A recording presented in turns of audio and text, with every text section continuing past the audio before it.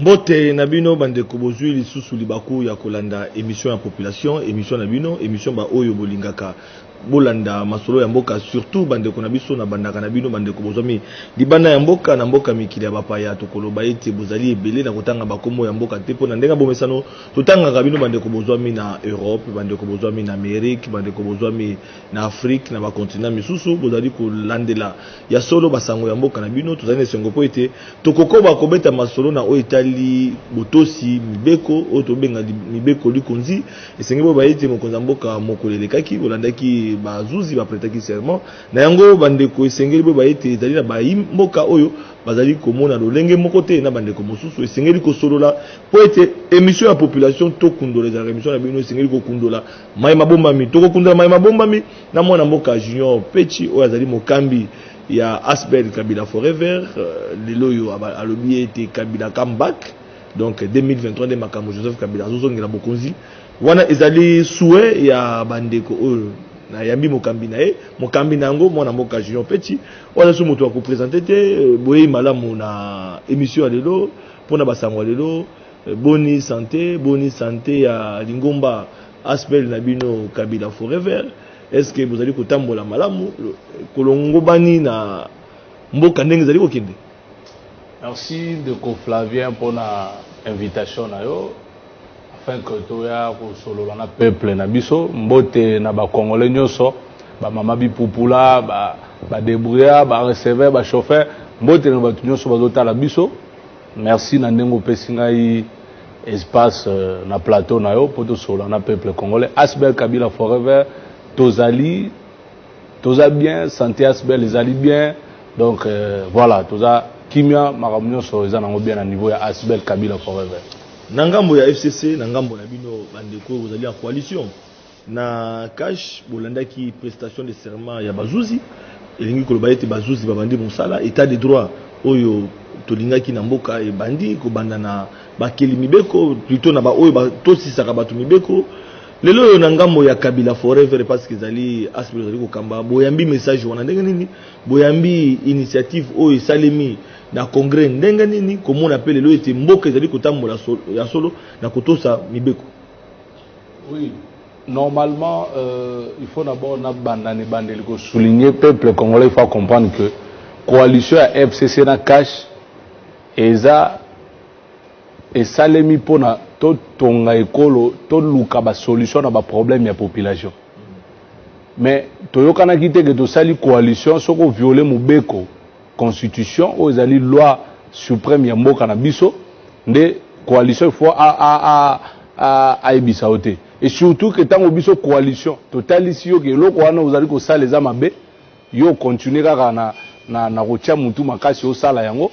Donc toza obligé biso to luka nzela mususu. Donc toza na besoin état de droit parce que tolobaka yango banda kala ke état de droit ezali respect ya mibeko, respect ya ba texte. Et mobeko ezali kola mobeko nyonso ya mboka ezali nde constitution. Donc ba nomination on a déjà ne bandeli nango poto koma na makambo ba prestation à serment déjà eposaki problème totalisaki na mokonzi te ba nomination yo sali wana e violer constitution. Mais to moniti nde kokoma na makambo ya prestation à serment yango nde FCC aboyi kokota na histoire na ndenge ya mabe alobi ete population emoka za la témoin bino soki bokota bokende kosala makambo na ndenge ya mabe biso to kosala yango te. Mais pourquoi to sali yango? Il faut peuple lelo to rappeler que constitution toza nango lelo yo ezali œuvre ezali fruit ya combat politique ya Joseph Kabila Kabange oyo bandeko na biso na kala avant to sala mariage bango babimisaka batu na nzela pona koboya constitution wana. Donc bango pona bango bayebi pas cité ya constitution mais biso baboti nango muto aboti constitution wana eza biso FCC to yebi douleur ya enfantement pona kozwa constitution et c'est pourquoi to okeke ndima te to participer na cérémonie oyo ezali koboma mwana na biso constitution biso to bundela.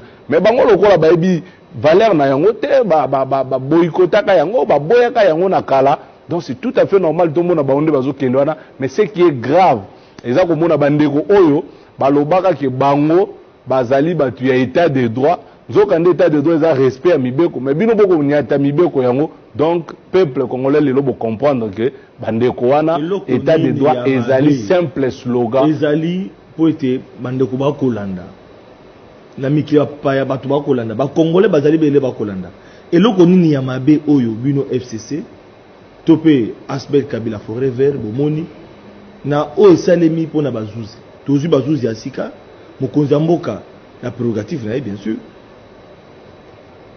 asalim oyo akoye kosala bazuzi misato ba prêter serment pour être cour constitutionnel et ça musana yango mabe oyo bino bomoni wana ezali nini. Mais merci ndeko Flavien. Mabe ya liboso bandi ke ba juge d'abord bazali na mandat na bango et s'il a quitté mandat aussi là na 2021. N'est-ce pas? Mais pour na nini précipitation urgence nini o mokonzi moka monage il faut kende ko sala ba nomination na avant to ko na 2021 ba changer bango ba ki na cour de cassation nango na lomite yo bazaka ba o juge balongo na eza te bango la place pakala pour na biso wa eza toujours défendre juste te comme individu biso to ko défendre ne mobeko constitution. Alors constitution ezo permettre na bato wana que no mandat na bango soki silinde oki ko changer mais soko lingo changer même avant mandat eza na ba préalable consultation ba consulter ki bango non donc yango tozo talisa na peuple que non au sali yango pene ebuki mobeki luko mais violation yango wana te mutu na lobi mandat d'abord premier élément eza premier élément nango eza mandat na bango eza en cours yo ko sala bango ba permutation wana voilà permutation yamo non permutation na sens que acheba to ebuki mobeki luko acheba to sika bao mususu wana kilomba na ubulu nde atindi bango esika mususu mais yo koki kosala bongo te pendant que ngana za na mandat na ngai ya kozala DG ya télé 50 yo lobi na longolo na télé 50 na mema on esika mususu ezalaka te so lingo sala yango bacha ba mécanisme mususu soit au consulter mutu oyoki au sali urgence ezali na mboka urgence ni yango na zotali sayo yango mokonzi mboka na commandant suprême garant na bon fonctionnement de l'institution ndenge to lobaka na constitution pe sayo prérogative nyonso wana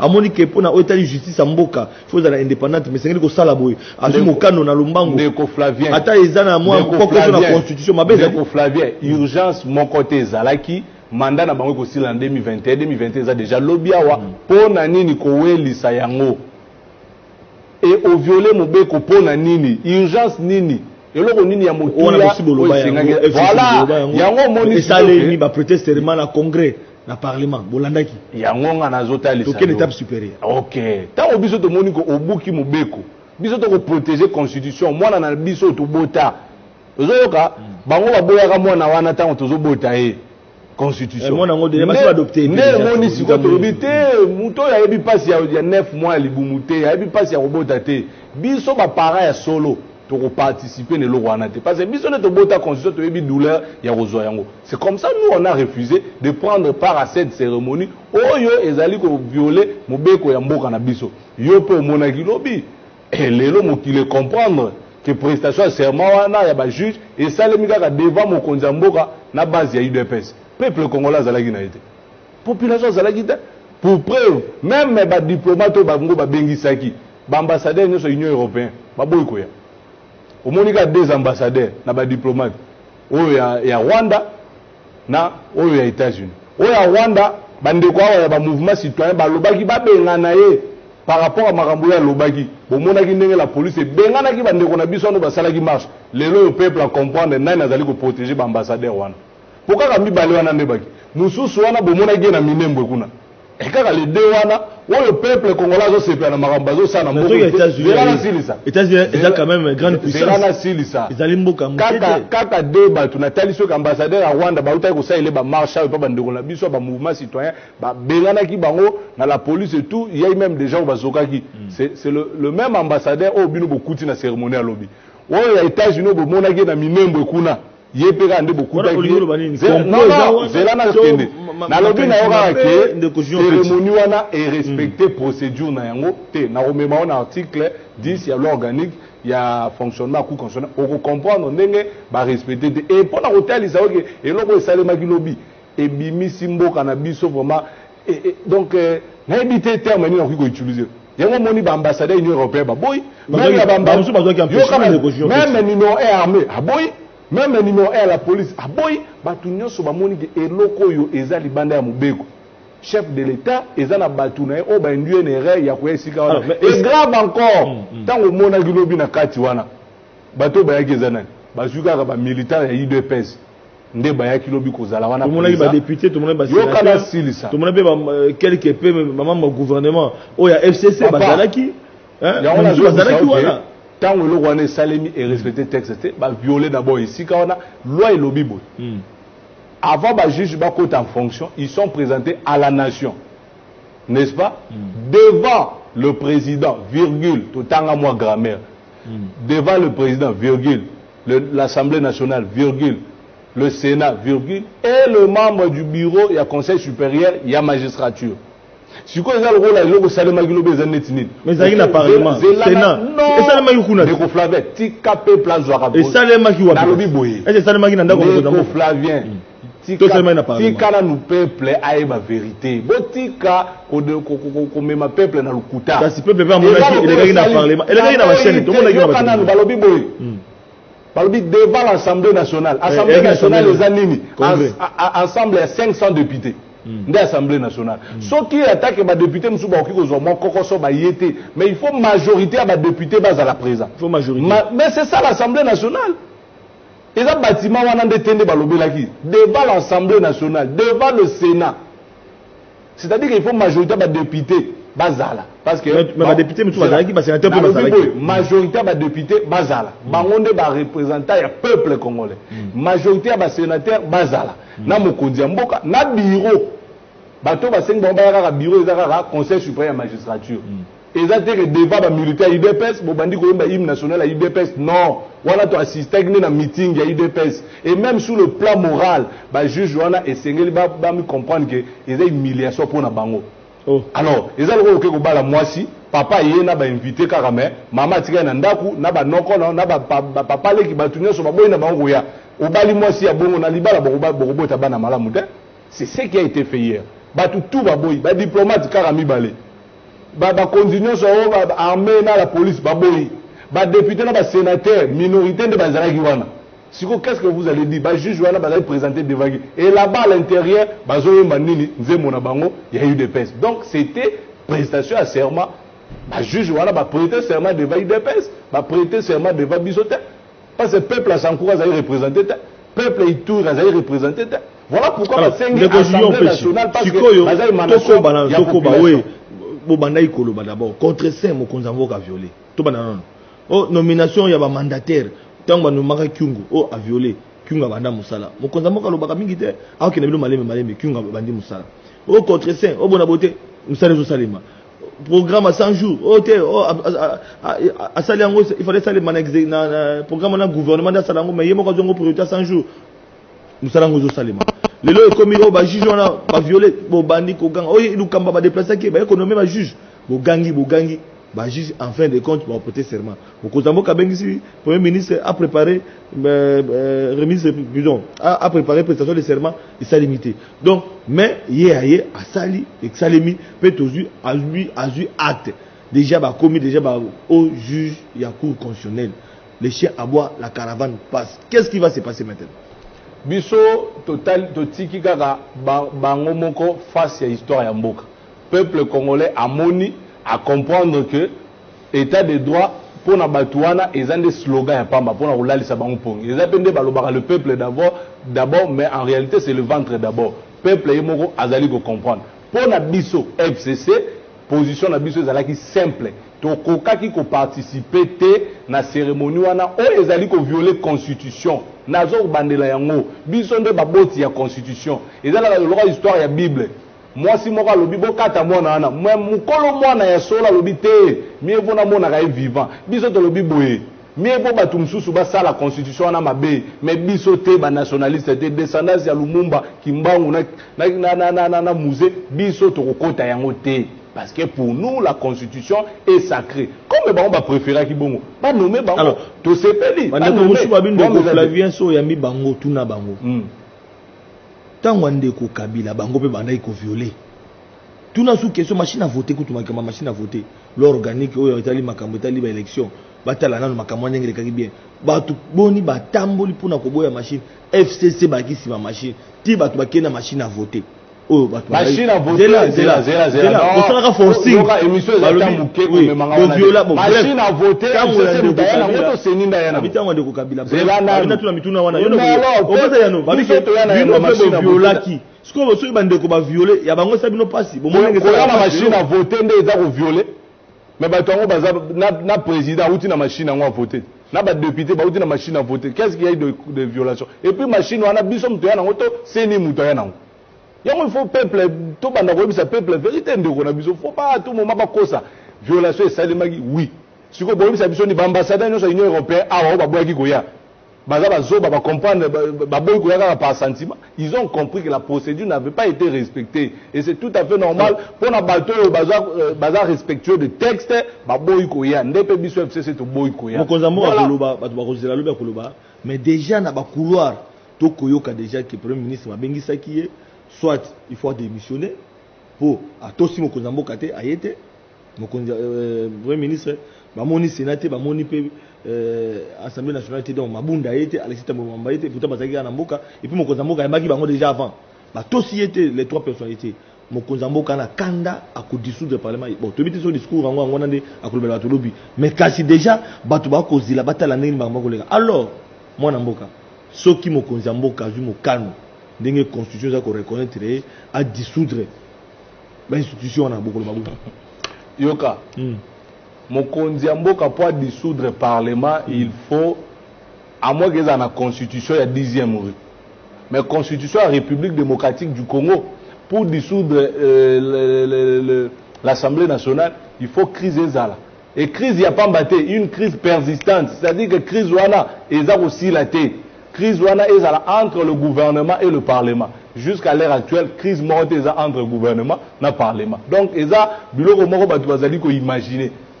Et moi j'ai toujours dit aux gens, même si vous dissoudre le parlement wana sikoyo, FCC pour gagner kaka. Oh. Et d'ailleurs, s'il vous plaît, on me mangali na silisa. Pourquoi on est dissoudre le parlement? Si vous estimez que, na appelle ça deux bureaux.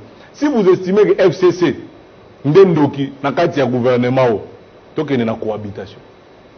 Comme ça peuple a observé gestion ya cohabitation et ya coalition, banani bazaki ba mbuma ya mabe.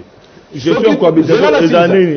Cohabitation, c'est-à-dire quoi? Cohabitation, c'est ministère, c'est biso, entreprise publique, c'est biso. On va dire la présidence, biso gouvernement, na makamyo so to gérer mboka. To kende bongo. Élément liboso.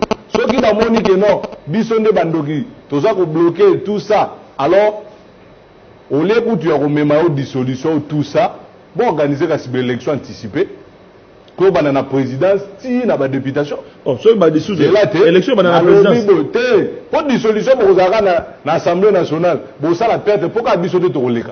Mais si ko problème na to koleka pas to garantie bino FCC bozaka nango. To za na peuple. C'est ça la garantie. Et donc il dépend ça peuple. To za na peuple ngana biso to za na peuple. Cache za na peuple. Tala ki ba marche bo comprendre ki ba nani ba bima premier na démonstration à force. Biso to la ki sa ki pe mokile so essayer yebi. Ya wana zo bisa oboy. Soki bo boy bongo.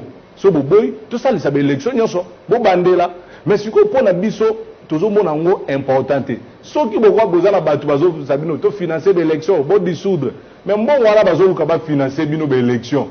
Pourquoi pas aux Mbongwana pour répondre à nos besoins il y a peuple congolais. États-Unis d'Amérique ils ont appris à accompagner Fachi. Il faut organiser l'élection. Organiser en violation de la loi.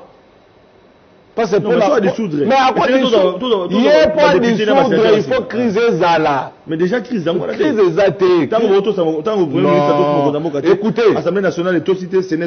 S'il vous plaît, crise entre parlement, constitution est claire. Il faut crise persistante entre le parlement et le gouvernement et non entre le parlement et le président et non entre le gouvernement. Non, les hommes ont été. Crise il faut entre institution parlement. Crise il faut entre institution parlement et gouvernement. Point barre. Et ça c'est entre le président. Oh, il y a un salaire maté. Parce que on dit que les juges vont protester, c'est mal violé. Article 158. Pour ça que vous avez la télévision, tout qu'on déposer interprétation. Vous devez déposer lobby à l'équipe à passage à force. Parce que ceux qui veulent plus sous ce nom, on a condition de pendant qu'on va dissoudre, lobby à dissoudre.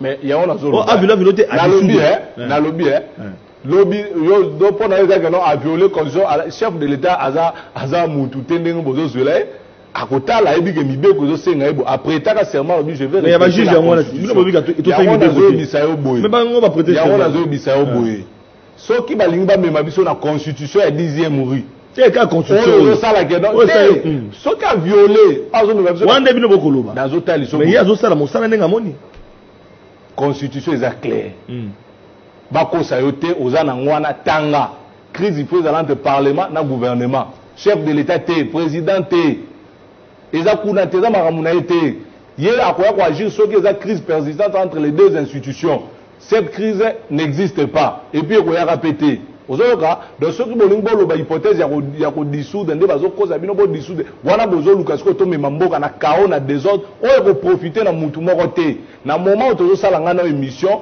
peuple congolais azolala molili bacommune nyonso na oyo toyebaka kuna cour ekendaka te tokomona badélestage baquartier makambo zela dekofradesika na silisa lelo na komettre fin na makambo ya lokuta ke toblokaka zela peuple aza na besoin alia amela makambo ya prestation de serment na so otuni peuple kaka na siawa etali ye te bolobaki ke tokonyata masango lokwa bakaya soki bozwi pouvoir c'est ce que nous voulons ministère de l'économie eza pe na maboko ya FCC te pour lobaka tozo bloquer c'est ce que le peuple veut c'est ce que le peuple cherche et tondima une coalition pour tonga mboka et non pour bino bosa la violation biso to cautionner yango c'est ça pour chuter mot de la fin justement yango na peu mot de la fin oh mais minga mbangu na makambo tout un message passé tango bozo lobaka FCC a bloqué si le FCC avait le pouvoir de bloquer le chef de l'état ne lobby cérémonie wana ngesa le matin et donc peuple beau comprendre le log FCC a pouvoir bloquer te pour asala makambo wana yo lobi wa nini bolobi na yeka violer mais asalisi kaka batu tuna to kana ba quartier FCC to moni na ba journaliste msusu inconscient bazali ko loba oh non facha bimi beton tolingi siko abima beton pour lipa ikita abima beton pour mba ina courir stable abima beton pour peuple alia gratuité d'enseignement va abima la beton kuna et ça beton te kaka pour na violer constitution pour prêter serment le FCC n'a pas bloqué. Et donc, je pense que pour que Congolais a mis la malamu, FCC pas bloqué et c'est ce que le peuple a zoluka. Donc, maman bi pour a besoin de stabilité, makambo a bien transport et comment le lot demi-terrain, tobandaka souka bi longo imikim ti malukuna 500 francs. Le lot ça les maraté. Ba saut de mouton ici là. C'est ce que le peuple veut. Donc, tu bosses la saut de mouton. C'est là, et quand tu peux entendre ceux qui ont pouvoir bloquer des bolobara, des lobby tu été bloqué cérémonie wana. Mais le roi de Sali Yangote, vous comprenez que le chef de l'État est moko. Nous voulons maintenant que le chef de l'État, là qui s'appelle qui bétonne à Yobatoubalia, biloko kita, maïs à la stable, courez à la stable, makambo bonga. Ndé si ka ba komona béton. Béton ils ont été violé la constitution non. Mais le bel salaire va fonctionner te ba policier, ba militaire. Ba msusu ba ba mbongo na bango les 30 jours on a été surtout ba bolobi ke msusu ba do réclamer. Asali Likambwana, violation de la constitution, tous après, à violer la constitution, na makambo isa social et peuple. Matondo mingi, voilà, moi namboka Junior Petit Zake Sengorapo na biso koyambayo, les lopoto commenter actualité oyo, et longo na yo na base na mikolo koya, tokoza toujours na bosenga na okoya ko répondre pe par rapport à la population. Merci na maman Olive. En tout cas, na onyo sozo sala pour la population congolaise, merci. Ngai pe lokola moko ya molobeli ya ba jeune na sengo merci et surtout maman biso pe na Sankuru en tout cas todo le fora maman ya maman porte bonheur après est maman porte bonheur est la campagne électorale pour préparer maman liva banda d'action avant et puis on continue yango après eza vie na ye ya ko salisa bandeko na ye ba congolais to boyi makambo wana mais vous comprenez que ye moko azobeta ba plein koleka ba parti politique.